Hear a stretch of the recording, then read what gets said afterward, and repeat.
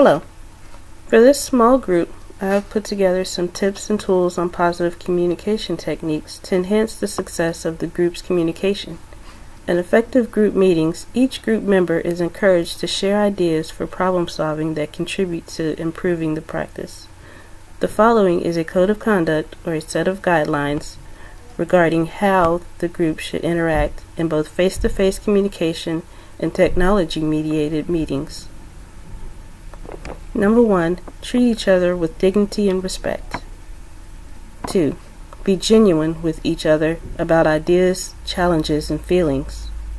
3, listen first to understand and don't be dismissive to the input received when we listen. 4, don't be defensive with your colleagues. 5, support each other. Don't throw each other under the bus. 6, avoid territory. Think instead of overall good for the company, our employees, and our customers. 7, problems are presented in a way that promotes mutual discussion and resolution.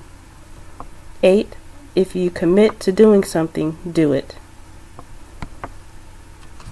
9, promise to come prepared to the meetings. 10, strive to continuously improve and achieve the team's strategic goals. Everyone wants to be heard and understood, but at one time or another, most people don't listen and fail to understand the meaning of another person's words.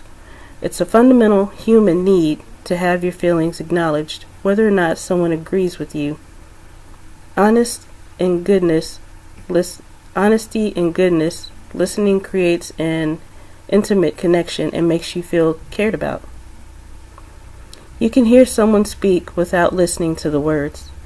When you merely just hear someone's words but are not listening to what's being said, it can lead to misunderstandings, missed opportunities, and resentments.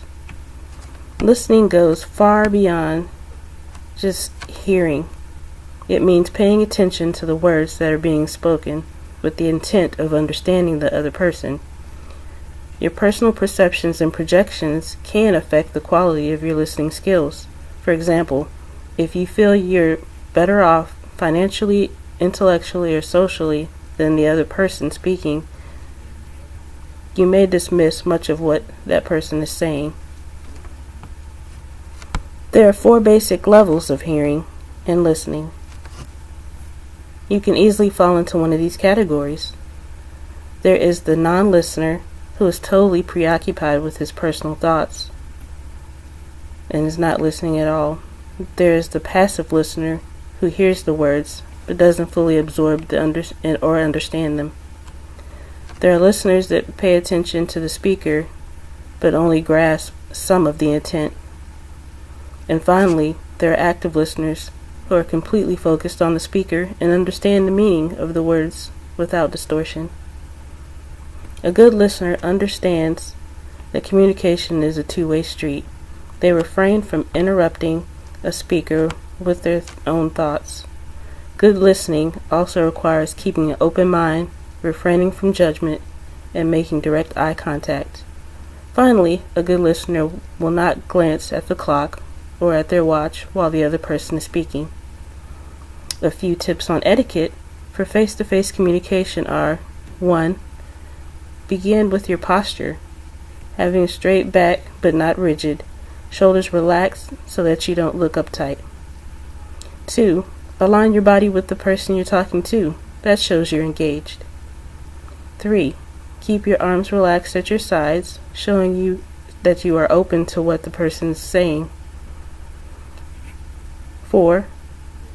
With appropriate nods and genuine smiles, you can show the speaker that you understand and agree with what they are saying. 5. Watch the body language of others. They may be communicating something that they may not be saying at all. 6. End the meeting with a firm handshake and eye contact, showing you enjoyed the time that you spent with that person. It's not likely that you go more than a day or maybe even a few hours before you need to check your email. Email is one of the biggest forms of communication, especially at work, so it's imperative to learn the etiquette surrounding it. Never type your message in all caps. It's called shouting, and it can be annoying to the recipient. If you must emphasize, use bullets, asterisks, or bold formatting. Don't use all lowercase letters either. Type an appropriate subject in the subject line so the recipient knows what your message is about, and check your email for spelling and grammatical errors before sending it. Use the blind copy option when sending an email to many people so they don't see a large list of names. If you have something to say that could be potentially confusing, discuss it in person rather than email. Well, there you have it.